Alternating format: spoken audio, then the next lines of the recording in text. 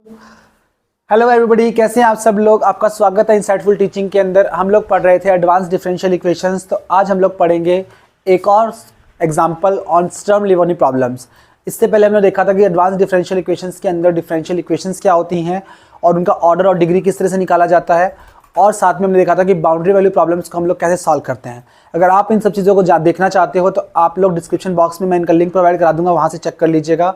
Otherwise आप लोग playlist भी चेक कर सकते हो, जिसके अंदर मैंने MSc ऑफ मैथमेटिक्स डाला हुआ है, previous differential advance differential equations. उसमें आपको प्रीवियस से रिलेटेड जो हमारे डिफरेंशियल इक्वेशंस या फिर अदर बुक जो भी होंगी उन सभी के आपको वीडियोस वहाँ पे प्रोवाइड कर दी जाएंगे। तो आप उसे चैनल को सब्सक्राइब करके उस चीज़ों को देख सकते हो। तो आज हम लोग स्टार्ट कर रहे हैं हमारे पास एक और एग्जाम्पल स्टर्म लियोनी प्रॉब्लम्स का। देखिए आपको प्रॉब्लम दी हुई है y double dash plus lambda y equals to 0 और कंडीशंस दी गई हैं y equals to 0 and y of dash 1 plus y of 1 equals to 0। तो हम लोग क्या करने वाले हैं, इन कंडीशंस के अंदर इस स्टर्म लियोनी प्रॉब्लम के अंदर आइगन वैल्यूज निकालने वाले हैं और आइगन फंक्शंस निकालने वाले हैं। तो आइए स्टार्ट करते हैं। तो देखिए हमारे पास जो गिवन कंडीशन दे रखी है वो हमारे पास कैसी इक्वेशन है, given differential equation is an Sturm Liouville problem of second order की स्टर्म लियोनी प्रॉब्लम है ये आपके पास। तो हम क्या करेंगे, हमें केस एज्यूम करने पड़ेंगे, तीन अलग अलग जिनके लिए लैम्डा की वैल्यूज हम लोग एज्यूम करेंगे। तो पहला केस हमारे पास क्या है, case number first, that is lambda अगर हमारे पास इक्वल टू हो 0। अगर लैम्डा 0 तो क्या मिलेगा आपको, डिफरेंशियल इक्वेशन बन जाएगी y double dash equals to 0, मतलब कि d2y by dx square equals to 0। तो यहां से हमें y क्या मिलेगा, y इक्वल्स टू मिलेगा c1 ऑफ x प्लस में c2। तो इन दोनों वैल्यूज के ऊपर अप्लाई कर दीजिए boundary conditions. Now apply boundary conditions.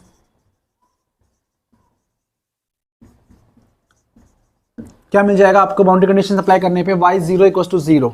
अगर आप ये लगाते हो y 0 इक्वल्स टू 0 तो आपको यहां से इंप्लाई करेगा that is c2 equals to 0, ठीक है, क्योंकि c1 की वैल्यू तो हमारे पास मल्टीपल में 0 से 0 हो जाएगी।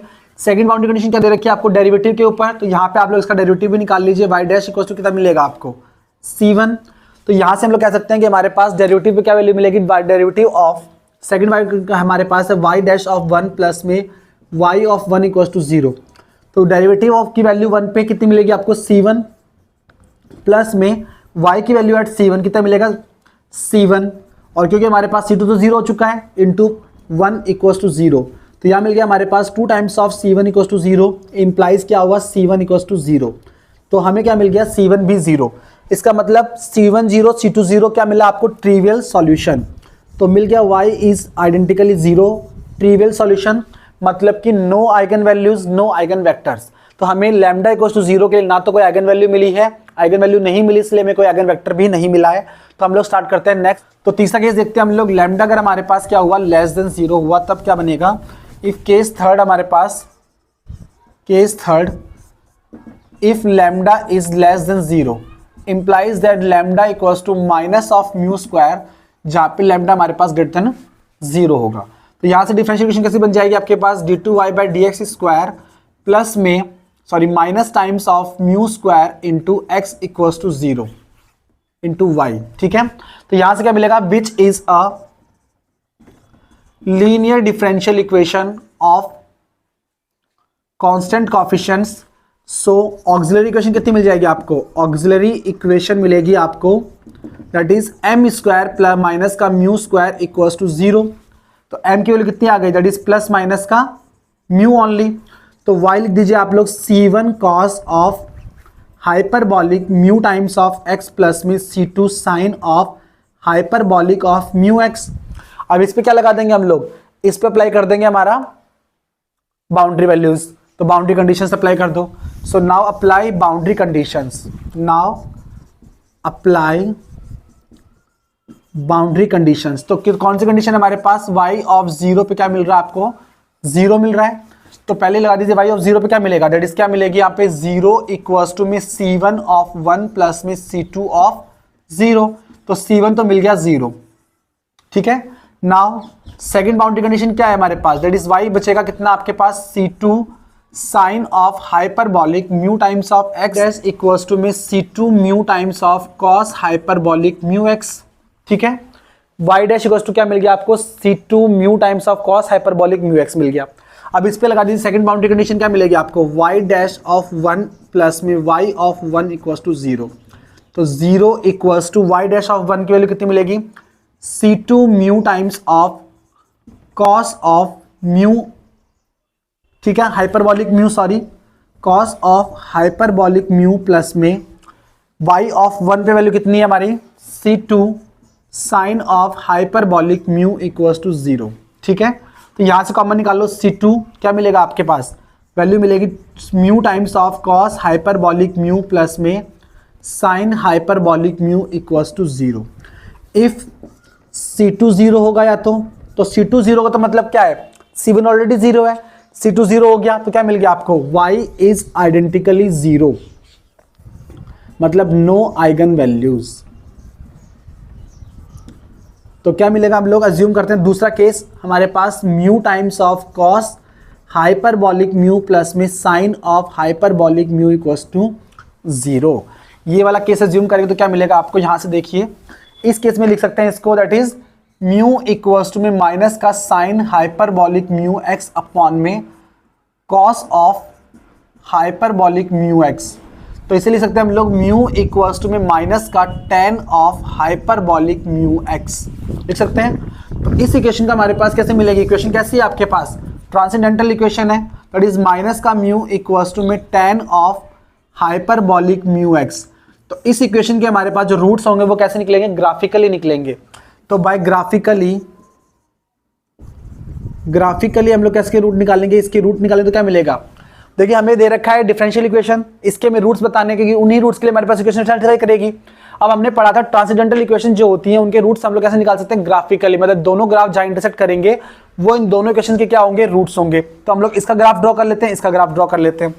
तो ग्राफ ऑफ टेन हाइपरबॉलिक हमारे पास कितना मिलेगा, टेन हाइपरबॉलिक ग्राफ हमारे पास कुछ इस तरीके से होगा, और इसका ग्राफ हमारे पास कितना मिलेगा, इसका ग्राफ मिलेगा, ये मिलेगा आपको, दैट इज आपकी y इक्वल्स टू, अगर मैंने कहा मान लो y तो छोड़िए, z इक्वल्स टू मैंने कह दिया हमारे पास माइनस का म्यू और z equals to tan of mu hyperbolic mu x. तो हमारे पास ये वैल्यू जो मिल गई, इनकी वैल्यू क्या होगी आपके पास, इंप्लाइज ये 1 आया था यहाँ पे हाइपरबॉलिक इसके केस में, ठीक है। तो इसका मिलेगा आपको, ये अगर हम लोगों ने बोल दिया म्यू, ये बोल दिया z, तो इसका हमारे पास मिल गई कर्व ये। तो सिंपली एक ही रूट आया, कौन सा वाला, जब म्यू 0 हुआ, implies mu equals to 0 is only root, only root. तो यहां से अगर म्यू इक्वल्स टू 0 रूट हुआ तो क्या मिला, 0 इक्वल्स टू 0 मतलब म्यू 0 हो गया, इंप्लाइज क्या हुआ, mu equals to 0 implies lambda equals to 0, ठीक है, implies lambda equals to 0 is only eigen value. और lambda equals to eigen value क्या मिल रहा है आपको, y इक्वल्स टू में सॉल्यूशन कितना मिला था, that is c2 sine of hyperbolic mu x, ये वैल्यू मिली थी। तो इसके रिस्पेक्ट में सॉल्यूशन क्या मिला, y इक्वल्स टू म्यू की वैल्यू रख दो 0, that is equals to c2, that is क्या मिल गया आपको, कांस्टेंट जो वैल्यू है वो मिल गया आपको आइगन फंक्शन, आइगन फंक्शन, ठीक है। अब तीसरा केस हम लोग लेते हैं, कौन सा वाला हमारा, लैम्डा इक्वल्स टू पॉजिटिव।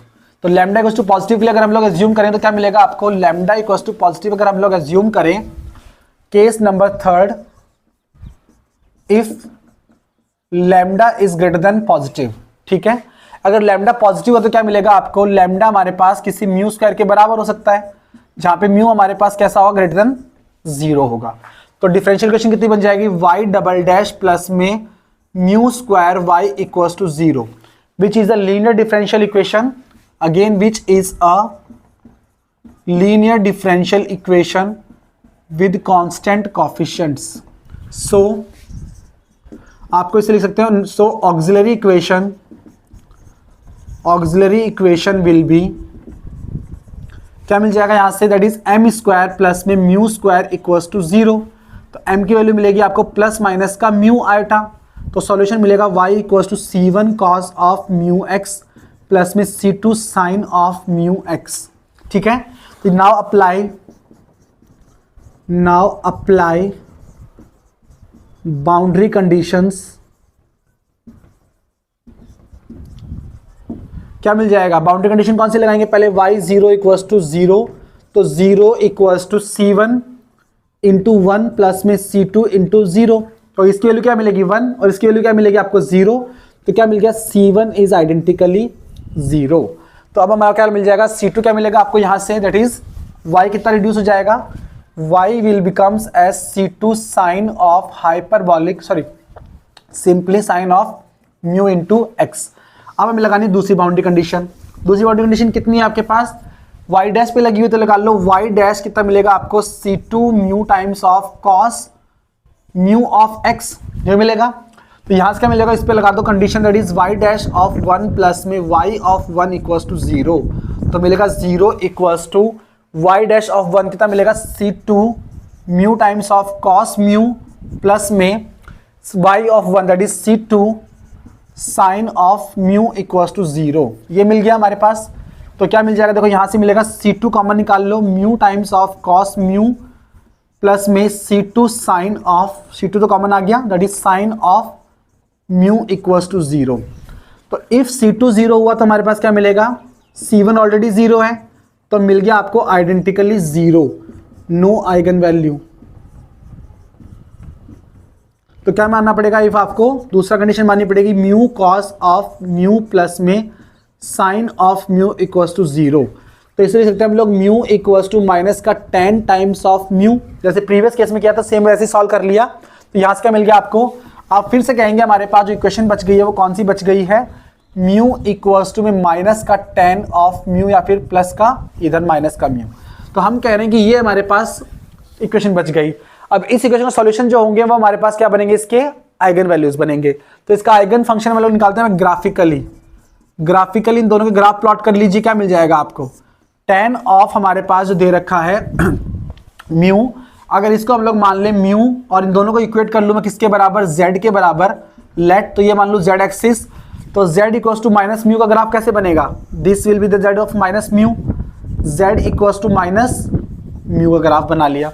अब सिमिलर बनाएंगे tan ऑफ म्यू का ग्राफ, तो क्या मिलेगा, tan ऑफ म्यू का ग्राफ बनता है हमारे पास कुछ इस फॉर्मेट में। दूसरा ग्राफ कैसे बनेगा आपका, इस फॉर्मेट में बनेगा।